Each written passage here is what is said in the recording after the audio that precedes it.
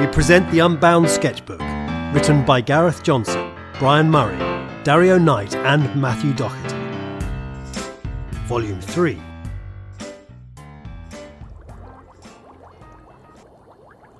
Hello? Greetings, traveller. I think I might be lost. You wander, waiting for the path to show itself. You seek my guidance.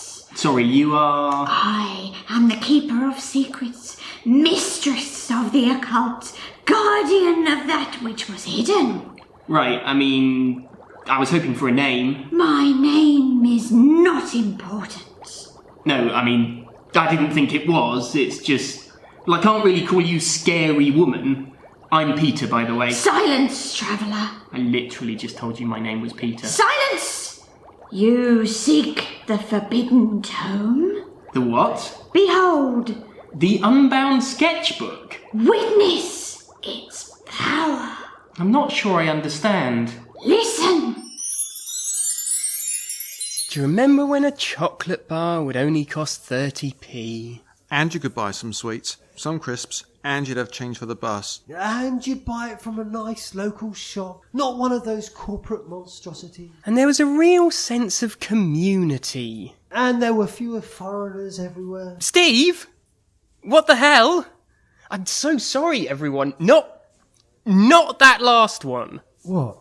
I thought we were just naming things about the past. No, we were being nostalgic about good things in the past. Oh, God. And then I said, I must have sounded awful. Little bit, yeah. Sorry, everyone.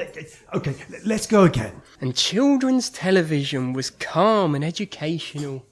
None of these brightly coloured blobs just bouncing around everywhere. And you had proper talented people on things like Opportunity Knocks, none of this mass-produced dross like X Factor. And company board of directors would never even consider including women. Steve! I've done it again, haven't I? Yes, you've done it again! Sorry, my bad.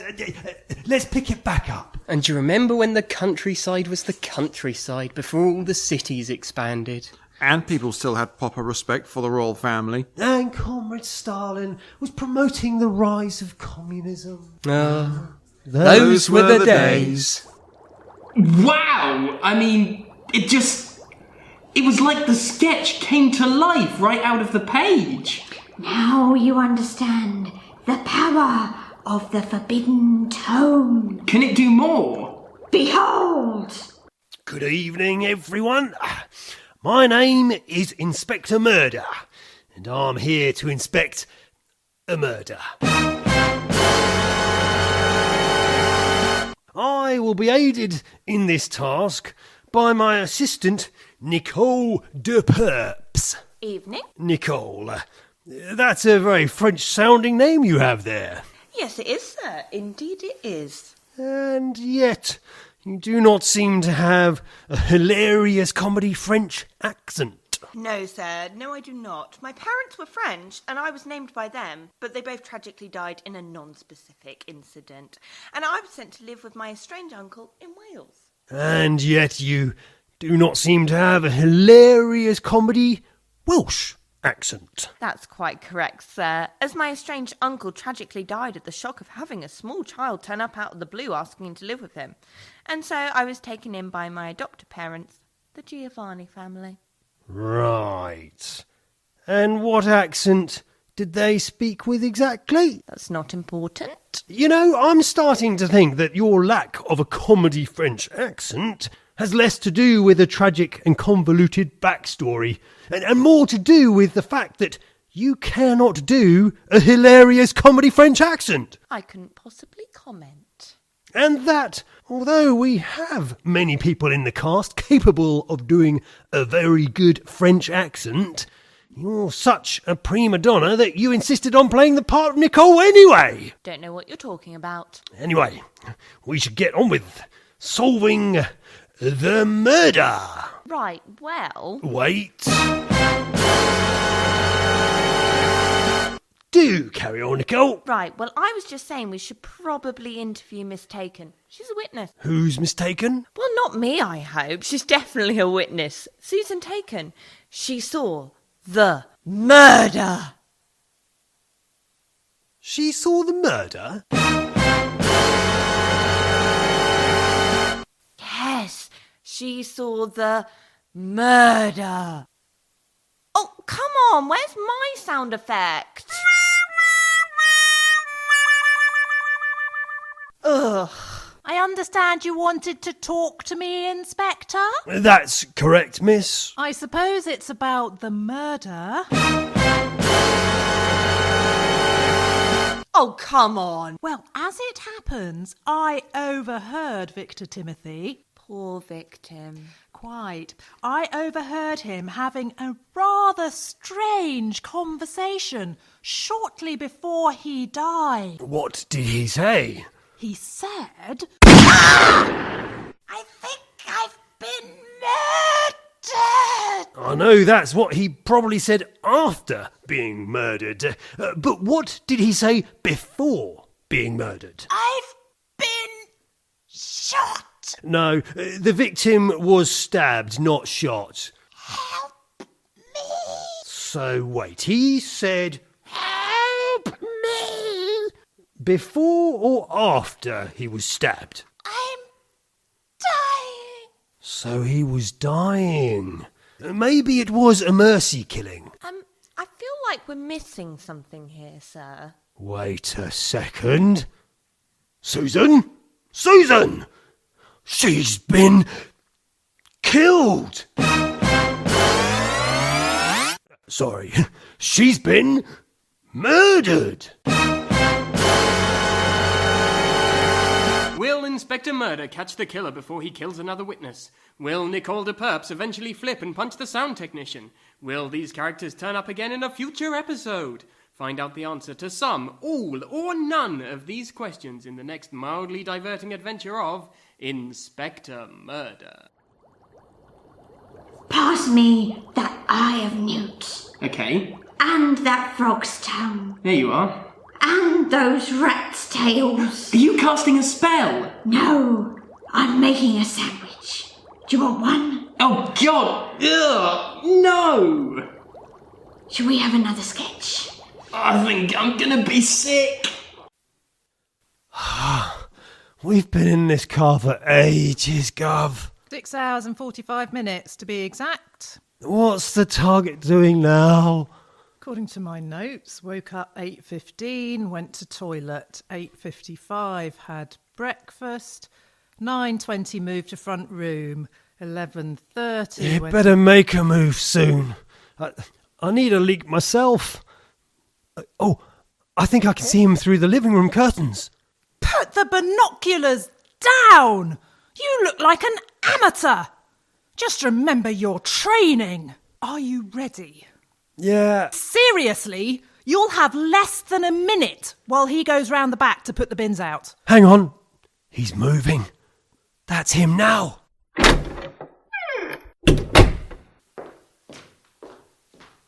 Base, this is Alpha 4. The egg is leaving the basket. I repeat, the egg is leaving the basket. Well, what are you waiting for? Go! Go!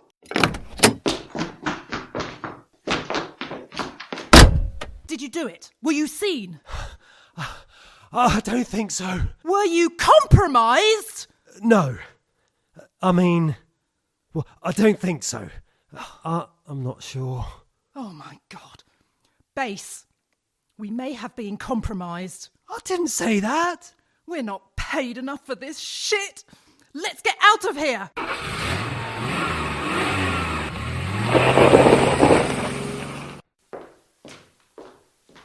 Oh, what's this in the letterbox?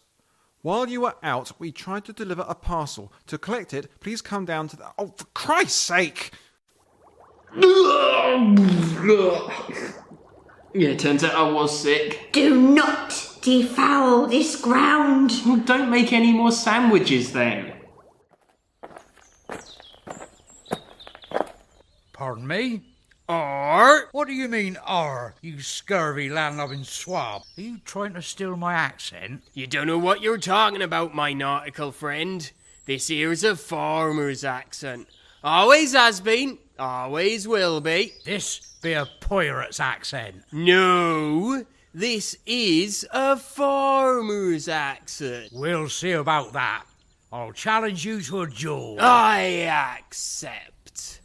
Choose your weapon. I choose the accent. Very well. We draw at 5 paces. Yar! Or Yar! ooh are Pieces of 8. combine harvester. Yo-ho-ho and a flagon of rum. Rum'll do that, innit? Walk the plank. Get off my land!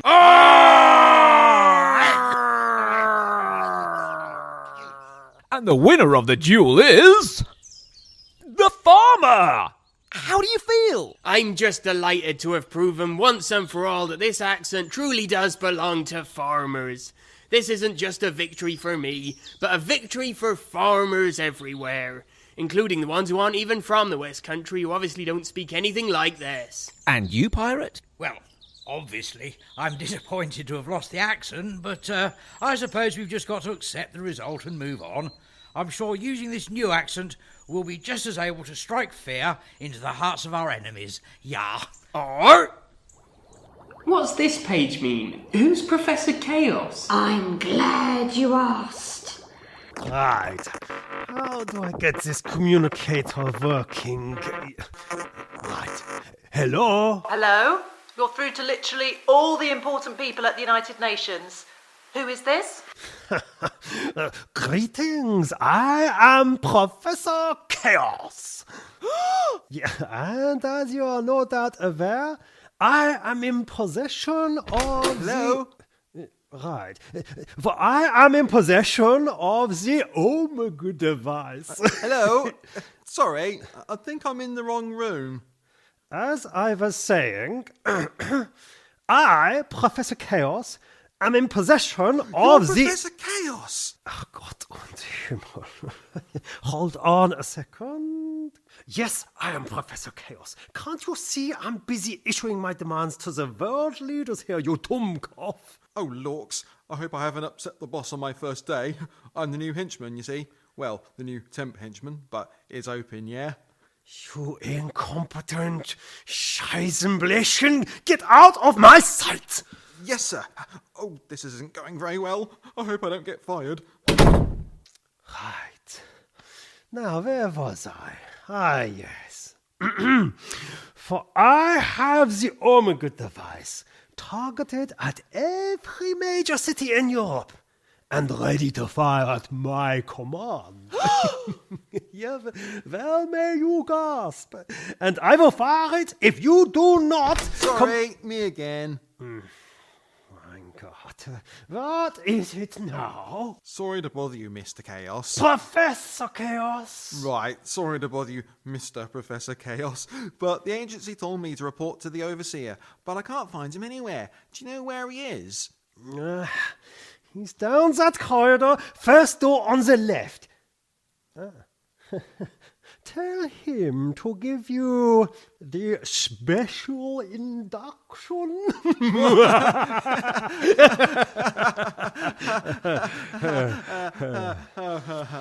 Right, down corridor, first door. Got it. Henchman haircut. They're always such a nuisance until you put them through the brainwipe, and then they become your mindless slaves.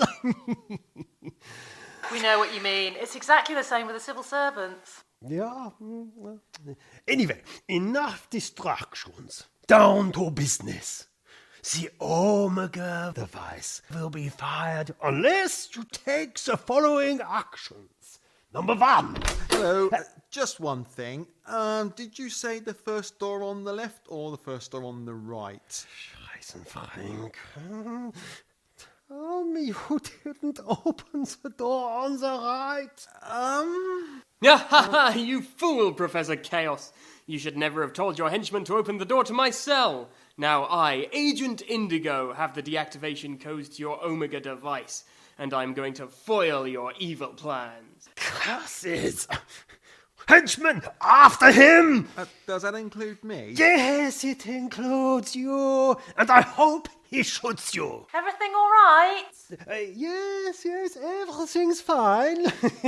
Just a few problems with the new temp. Only it sounded like Agent Indigo has escaped, which means we don't need to surrender at all. No, everything's perfectly fine.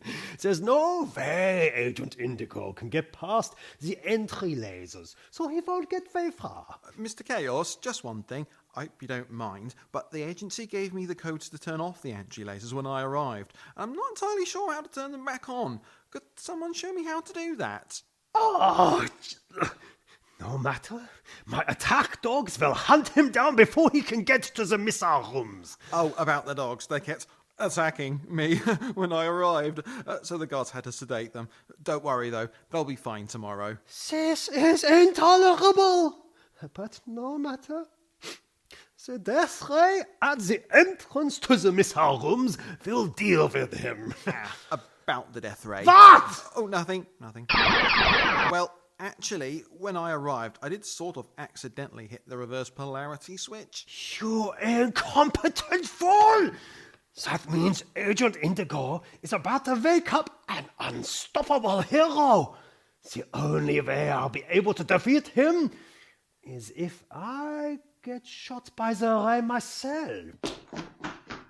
Of course, as soon as I realised what I'd done, I naturally switched it back to death mode. Bloody temps! Will this affect my appraisal? Behold the slightly deadly adventure of Mark and Jeff. The what? Last week's episode of The Slightly Deadly Adventures of Mark and Jeff saw our heroes facing the slightly deadly peril of lighting a barbecue, as they realise their efforts are all for naught without ingredients. We join our heroes in a slightly deadly race against time. I'm telling you, Jeff, we'll never make it in time. Not with an attitude like that, we won't. If you don't slow down, we won't be able to stop if we need to. Mark, there comes a time when every man has to ask himself, do I slow down, play it safe, and possibly miss my chance? Or do I speed up and risk it all for the mission? And when you ask that question, any true man with fire in his heart and balls to match, he'll say mission every time. You're gonna speed up? But the light has already changed to amber. Jeff, are you crazy? Maybe, but I get the job done. Oh dear God, it's red! Jeff, stop! Oh, that sudden stop has slightly agitated my old back injury. An injury you wouldn't have if you'd listened to me all those years ago on the adventure weekend.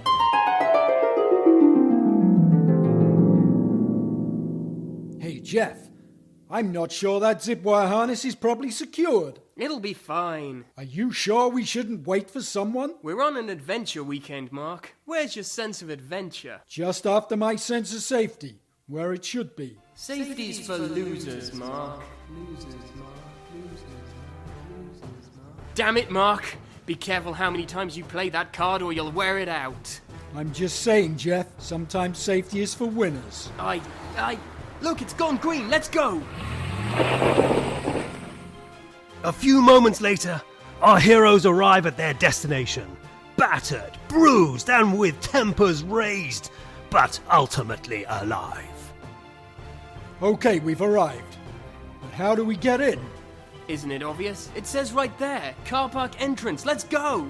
Damn it, Jeff. Look before you blunder into a situation. With those ground spikes, if we go in there, there's no way we'll be able to get out again without suffering severe tire damage. There'll be another exit we can use, one that's safe. You can't know that! You know what, Mark? You're right. I don't know that, just like I didn't know that zip wire was secure. But Mark, sometimes if you want reward, you've got to take a risk. And sure, sometimes you'll lose. Sometimes you'll strike out big time. But if you take the coward's way out, you've already lost and it's all your fault. I don't want to be that guy, Mark. Do you? Jeff, sometimes I don't know why I go along with your crazy ideas. This is not one of those times. Let's go in there. Park. Find what we need. If we can't find a way out at the end of it all, well, damn it, we'll make one. Let's go, old friend. Now do you understand the power of the Forbidden Tome? I don't think I'll ever understand it, but I quite like it. The Unbound Sketchbook was written and performed by Gareth Johnson, Brian Murray, Matthew Doherty and Dario Knight, with Alistair Sanderson, Emily Pugh, John North, Joe Pratt, Pete Benson and Hannah Rogers. It was recorded by Pete Benson, edited by Gareth Johnson and produced by Dario Knight for Unbound Productions.